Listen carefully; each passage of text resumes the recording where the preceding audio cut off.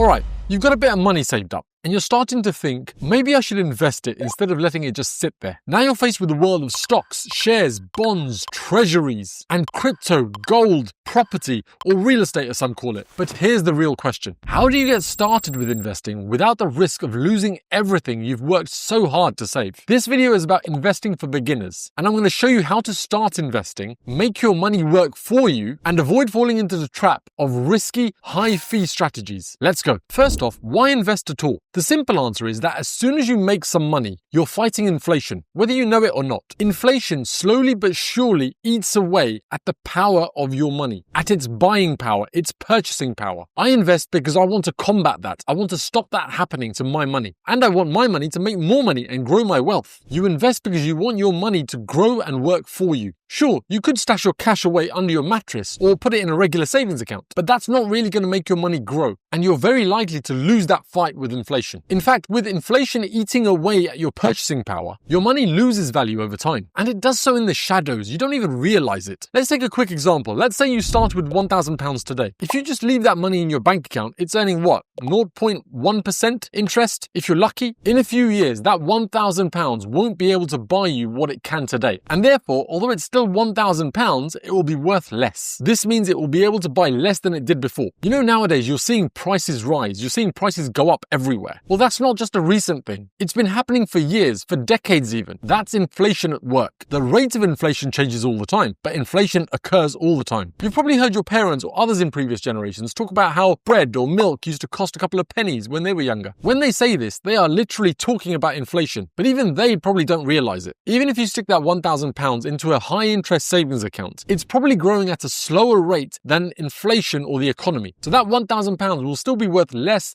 on balance than it is today. But when you invest, you're not just trying to protect that value, you're trying to actively grow it. That's the aim with investing. And over a longer time frame, you benefit from the magic of compounding. That is that you invest in something, and over time, that investment makes you more money. It's like planting a tree and then watching it grow into a forest. You'll notice I say over time and long term a lot in this video. And that is because investing for me, it's not get rich quick in any way. For me, it's more get rich slowly but surely. The getting wealthy fast a bit for me comes from my work and my business, not from my investing. The biggest question after why I should invest is usually, what if my investments lose me money, lose me my hard-earned money? And the way I like to tackle this question is usually in two parts. Number one is to understand that to invest or not to invest is a choice. And I say this because not investing is a bigger risk to me, because I know that my money is stealthily losing its value over months and over years. And number two, I invest for the long term. And over the long term, I believe that my solid, well-researched, data-backed approach will mean that my investments grow more than they would if I didn't invest. Yeah, sure, there will be market volatility. I know that. The markets can and often do fall. And if I needed that investment money immediately or in the short term, that could be a really bad position to be in. Sure, but the money I put into my investments is something I don't need now. It's something I plan on keeping in my investments, in my investment portfolio for the long term. And over the long term, data shows that stock markets go up. They grow. I'm going to show you two examples, though there are many more over the last few decades. The financial crisis of 2008. Markets crashed. I didn't sell. This is where they started, and this is where they fell. Fast forward to today, and the markets are far higher than where they were even before the crash. The second example, the pandemic of 2020 and 2021. Markets crashed again. I didn't sell. Again, the market today is far higher than it was before the pandemic. As long as you don't sell, you don't cash out during a crash, you haven't actually lost any money. Yes, the value of your investments could go up and down, and they often will. But over the long term, markets have shown that they do go up. But the point to drive home is during a crash, as long as you don't sell, you haven't realized any losses. You only make a loss when you sell during a crash. That loss becomes crystallized, it becomes real when you cash out. And the truth is, if you need that money now or you need it in the short term, I wouldn't be investing that money anyway. And if you don't need the money soon, then not financial advice, but over a long enough time frame, you should be able to take comfort that the markets have only gone up. Okay, now let's talk about the basics of investing. You've probably heard a lot about the different investment options out there. Stocks, bonds, property, ETFs, index funds, and even cryptocurrency. It can all be overwhelming overwhelming, right? Especially when you're starting out. But here's the thing, you don't need to know everything to get started. I certainly didn't know much when I started investing many years ago. Let's break it down. Start with what you know. Maybe you're familiar with companies like Apple, Amazon, or Tesla, or Barclays, BP, or Rio Tinto. Yes, that's a real company. If you know a little something about some of these companies, you could start by investing in something you understand. Most people start with either stocks, which is where you own a piece of a company, or an index fund, where you own a small part of a group of companies. But I'll talk more about that in a bit. Risk versus reward, and this is an important area to cover. There's a lot of talk about risk in investing. Some people want to take on high risk for the chance of a high reward. Others are more comfortable with lower risk. It's about finding your comfort zone, because remember, higher risk could mean higher returns, but also bigger losses. That's the high risk part. Clearly, the best type of approach you want is low risk and high reward. Good luck finding that, and if you do drop me a line and let me know what you found. The worst type of risk to take on the other hand, is something you wouldn't typically expect. If the best type of approach is low risk, high reward, then you'd expect that the worst approach would be high risk, low reward, right? And yes, that's pretty bad, but I think there's a worse one out there. And for me, that's one that's disguised as low risk, but whilst you're looking at what rewards it can give you, it's steadily taking chunks out of your rewards with excessive fees. Fees is a whole topic in and of itself, and I'll do a video on that soon, so make sure you're subscribed so you get to see it first. You will have heard the term diversify. Don't put all your eggs in one basket. And it's a good idea to spread your investments across different asset classes to reduce the risk of impact if one goes bad. For me, this is where things like index funds through mutual funds or ETFs come in, as they give you exposure to a large group of companies. And this is very important because you want to grow your investments, your wealth over time. You don't want to lose big and set back your path to wealth. Let's say you invest £1,000 in a very high risk investment. And let's say luck doesn't work for you and you end up losing 50% of that investment's value. That investment could eventually get back up to £1,000. At the moment, you've lost £500, but it could get back up to £1,000. And let's say it does recover, but it takes 5 years. Well, in that case, you've just lost 5 years of zero growth just to get back to where you started. But what if you only invested £100 into this high-risk investment and the rest stayed in a more safe index fund, growing at 10% a year? And now when that high-risk investment loses 50% of its value, you've lost only £50, just 5% of your total investment portfolio. And actually, not even that, because the other 90% of your portfolio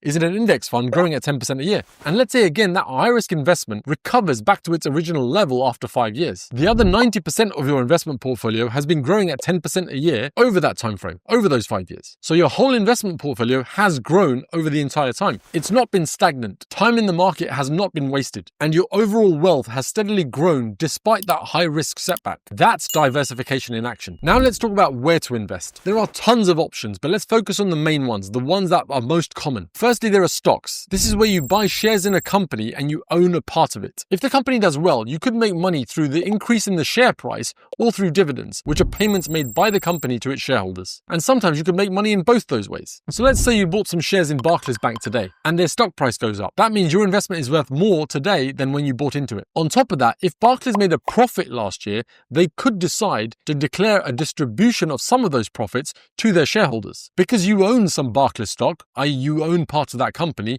you are a shareholder. So some of that dividend payment would come through to you. You would get a share in those profits as a dividend. There are typically two ways you could choose to receive this dividend. You could receive it as cash, or you could receive it in the form of more Barclays stock, which is what I try and do, by the way, because I don't need the cash for my investments right now, and I'd rather use that money to increase my shareholding of the company that's paying me the dividend. But whichever option you choose, either way, your wealth grows. You either have some more cash because you own the stock, or you have more shares in Barclays than you did before. Then there are mutual funds and ETFs, or exchange traded funds. These are often the easiest way to invest and get started. Both mutual funds and ETFs are like baskets of stocks. Depending on the particular type of mutual fund or ETF that you're going into, it will contain a particular sector, a particular geography, or a particular index of stocks within them. Now, for some of you who've been watching my channel for a while, you'll know I'm not a fan of actively managed mutual funds or actively managed ETFs. I prefer index funds, and so that's what I'm going to talk about. Index funds. These are usually the easiest way to invest and get started. You can get index funds of the mutual fund variety and the ETF variety, the exchange traded funds variety. Then there's actively managed funds. Again, like index funds, they come in the mutual fund variety and the exchange traded funds variety, the ETF variety. Actively managed funds are just that. They are actively managed by an experienced investment manager. The idea behind these, and I'm going to warn you, this is going to sound very compelling. The idea is that this investment manager, backed by lots of research and a bunch of analysts, learn analyze and keep up to date with a bunch of stocks, whether it's high growth technology stocks, mining stocks, or whatever their specialism is. It could be in a certain sector, in a certain geography, or something else. The theory is that they use all their experience and their knowledge and all their analysis to generate the best returns. That all sounds fantastic, right? I told you it would. So where's the problem? Where's the issue, I hear you ask? Well, the issue is data, the track record of actively managed funds. Research shows that over many years, over the long term, actively managed funds don't do better than simple, low-cost index funds. And that's another thing, cost. Actively managed funds, because of all their research team and analysts and all the research they do, they charge bigger fees than index funds. But if you're not getting the better returns to justify that extra cost, then why bother with them at all? At least that's my theory. Do your own research, and this is not financial advice, but this is what the data shows us. So not only don't they do better, their high fees make the problem even worse. The famous Warren Buffett bet with a hedge fund in 2007 illustrates this perfectly. In 2007, Warren Buffett made a very public bet. He wagered $1 million that an S&P 500 index fund would outperform a hand-picked portfolio of hedge funds over a 10-year period. His argument was that the high fees charged by hedge funds would eat into their returns, making it difficult to beat the market over the long term. One particular hedge fund, Protégé Partners, took the other side of that bet. They selected a portfolio of hedge funds, believing that their active management and expertise would deliver superior results. The bet started on the 1st of January 2008 and concluded on 31st of December 2017. Warren Buffett chose a Vanguard S&P 500 index fund, and this was the outcome. The S&P 500 index fund significantly outperformed the hand-picked portfolio of hedge funds. Buffett completely wiped the floor with them and won that bet, proving his point about consistently outperforming the market, especially after accounting for fees. Over that time frame, his S&P 500 index fund delivered an average return of 7.1% per year. But it should be noted that the hedge fund approach initially did outperform the index fund, particularly in 2008 during the financial crisis. Hedge funds are often designed to mitigate losses in down markets, which they did in this case. However, after the market recovery, the S&P 500 index fund began to consistently outperform the hedge fund portfolio and ended ahead significantly. So while the hedge funds had an initial lead, it became clear relatively early in that 10-year period that the S&P 500 index fund was on track to win. That's the mutual funds and ETFs. Now there's bonds. If you're looking for lower risk, then bonds could be a good option for you. When you buy a bond, you're effectively lending money to a company or a government, and they pay you interest for that privilege. It's a more stable way to earn money, but the returns are typically lower than stocks. When you hear about governments borrowing more money, this is how they're doing it. They sell bonds to investors with the promise to pay back interest and the original amount over the term of the loan. You might have also heard of treasuries or treasury bills or T-bills. These are effectively government bonds. Bonds to companies are simply called bonds. Bonds to governments are sometimes called treasuries. Then there's real estate or property. Real estate investing can be a great way to build wealth, whether you're renting out properties for rental income or flipping houses for a profit. But it does require more capital upfront and can sometimes come with more risks, so it's not always ideal for beginners. There are other ways to get access to real estate or property investments. For example, there are platforms out there that give you exposure to the property market without needing to buy an entire property outright yourself. And there are also REITs, real estate investment trusts, which do a similar thing, but for me, it's more opaque and I'm not a big fan of them. But there are some people out there that do like them. And of course, this video wouldn't be complete without me mentioning crypto. Cryptocurrencies are considered by a growing number of people to be a true asset class. This probably couldn't be said 10 years ago. I should stress that I don't believe this applies to all of crypto, the whole market, but I do think it applies to some parts of it. Crypto assets like Bitcoin, Ethereum, and some others are now being offered by major financial institutions to their customers, their investors. For example, there's a Bitcoin ETF out there, which has had massive interest and massive investment into it. But of course, the crypto market is still very volatile, so there are lots of ups and downs, way more than you get in the stock market. Some people have put their entire investment portfolio, 100% of it, into crypto assets, and there are those that won't touch it at all. I think there is something there, and I'm steadily building up my crypto asset base, but I don't expect it to exceed 5% of my entire investment portfolio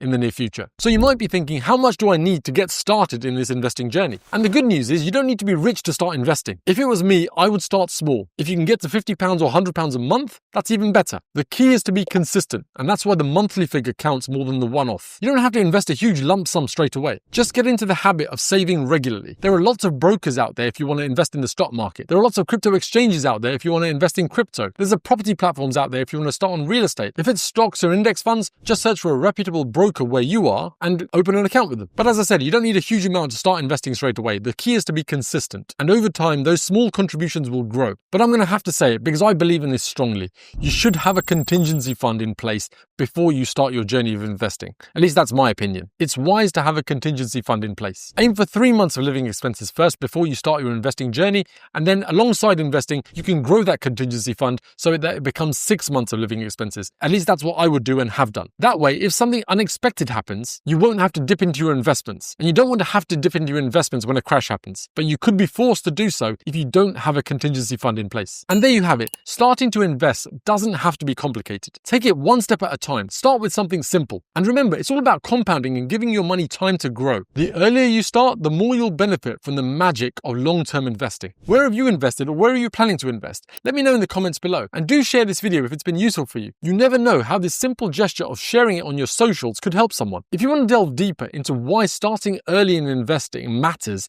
and how much it matters, then this is the video you'll want to watch next. Otherwise, I'll see you on the next one.